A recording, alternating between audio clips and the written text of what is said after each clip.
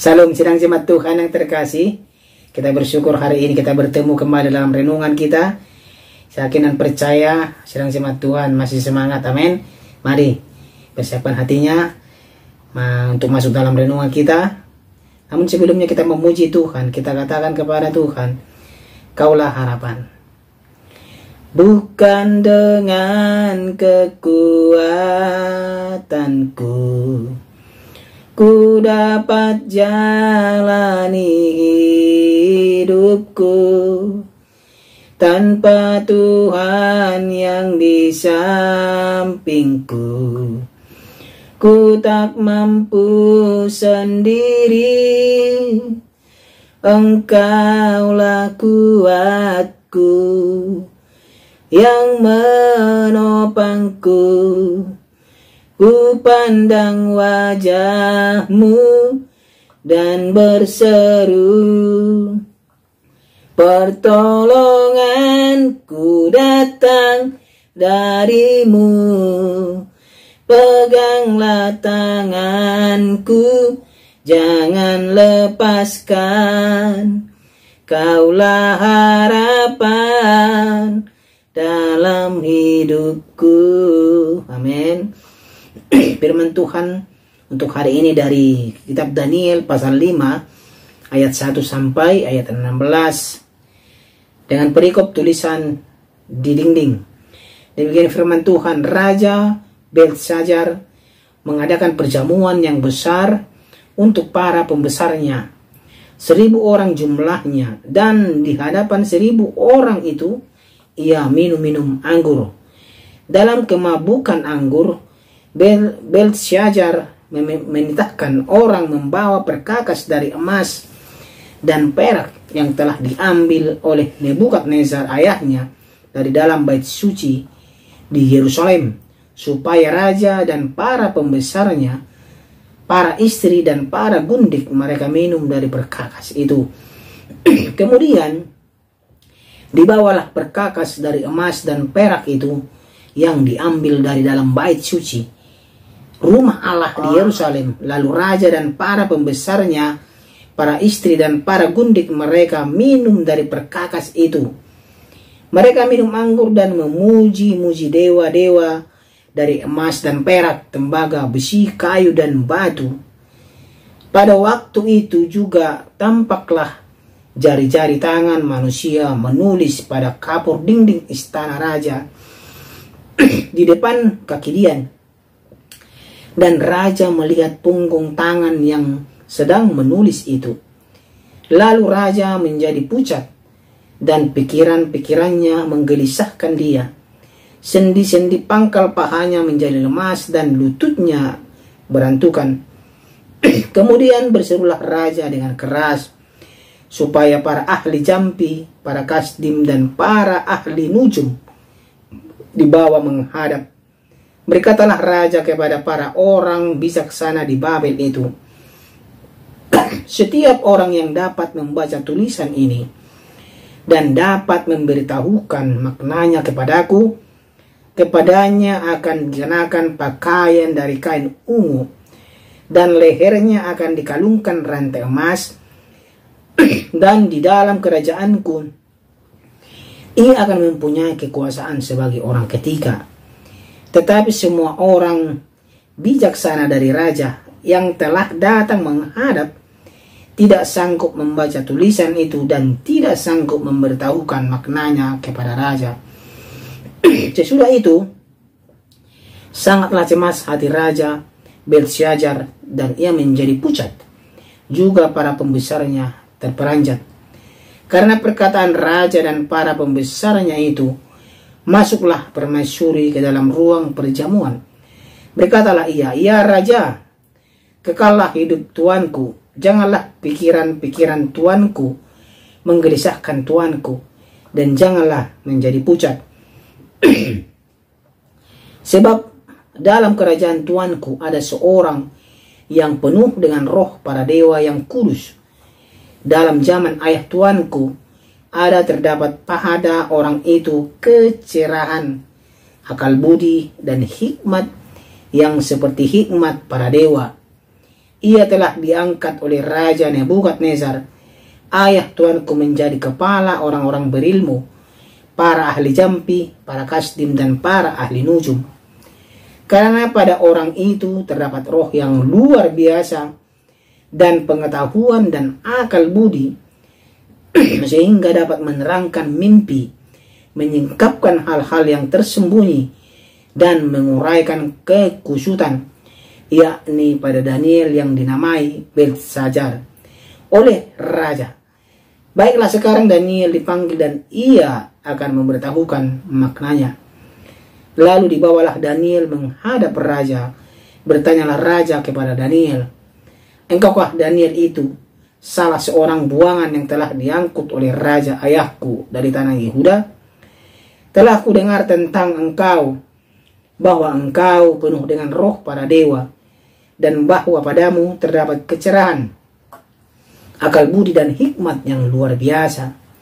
Kepadaku telah dibawa orang-orang bijaksana, para ahli jampi, supaya mereka membaca tulisan ini dan memberitahukan maknanya kepadaku.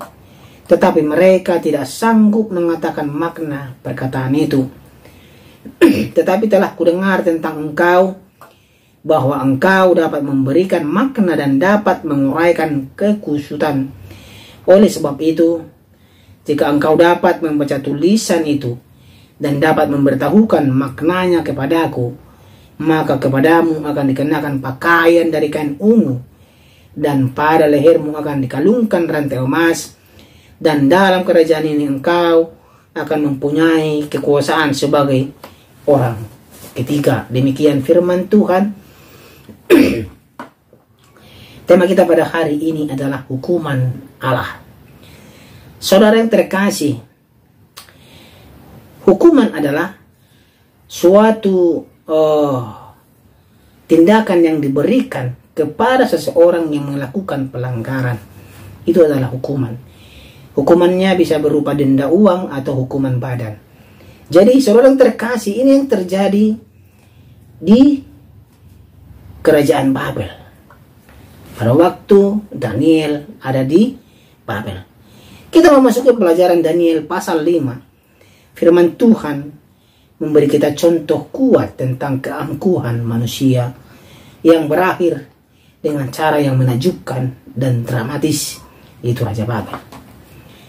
Seorang terkasih, Raja Nebukadnezar membutuhkan waktu lama untuk belajar rendah hati dan mengakui kekuasaan Tuhan. Tetapi berbeda dengan cucunya Beltesazar. Dia mengabaikan sejarah masa lalu yang terjadi kepada kakeknya dengan terus-menerus memelihara kesombongan terhadap Tuhan.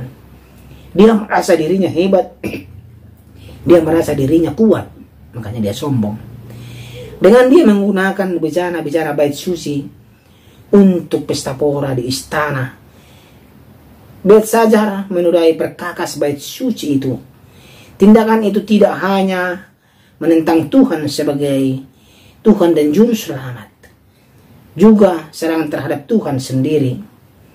Dia tidak menghormati hadirat Tuhan.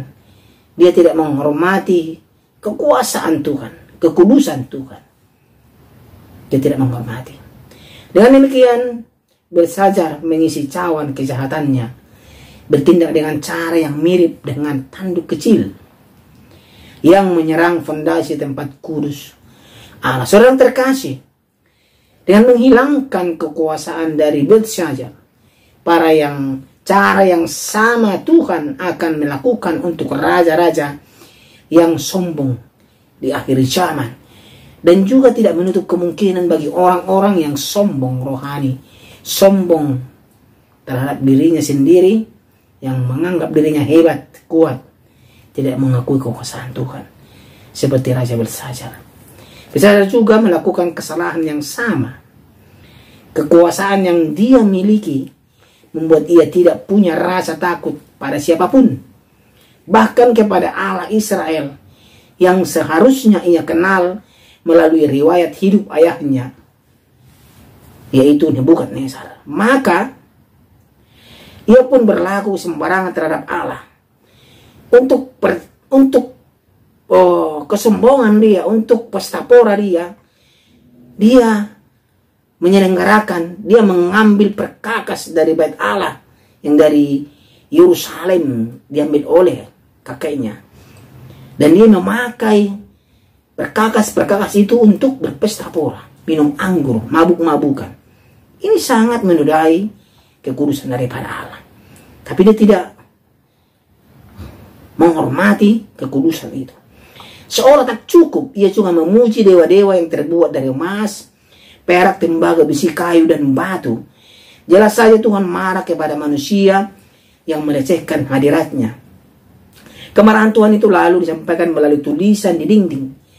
Ketakutan melanda hati sang raja ketika melihat jari-jari yang menari-nari di dinding menuliskan kalimat yang tidak dia pahami, baik isi maupun artinya. Dia sangat ketakutan. Lututnya juga dia sampai goyang-goyang, dan dia juga merasa dirinya tidak mampu, tidak sanggup untuk menghadapi itu semua. Makanya dipanggil para ahli-ahli jampi, ahli-ahli nujum untuk menerjemahkan, untuk mengartikan. Tapi tidak ada satu pun yang sanggup mengartikannya. Kenapa? Karena Tuhan mau menunjukkan kekuasaannya kepada raja yang sombong itu. Hanya yang diurapi oleh Tuhan yang mampu untuk mengartikannya. Jalan-jalan Tuhan. Artinya di sini, bagaimanapun kehebatan kita, kekuasaan kita, kemewahan kita, kekayaan kita tidak sanggup menyamai kekudusan Allah. Kita harus menghormati kekudusan Allah agar kita hidup kudus di hadapan Tuhan dan nama Tuhan dipermuliakan. Makanya ini pesan kepada kita semua.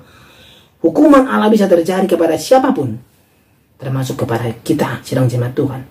Kalau kita tidak mau merendahkan diri di hadapan Tuhan dan tidak mau seturut kehendak daripada Tuhan.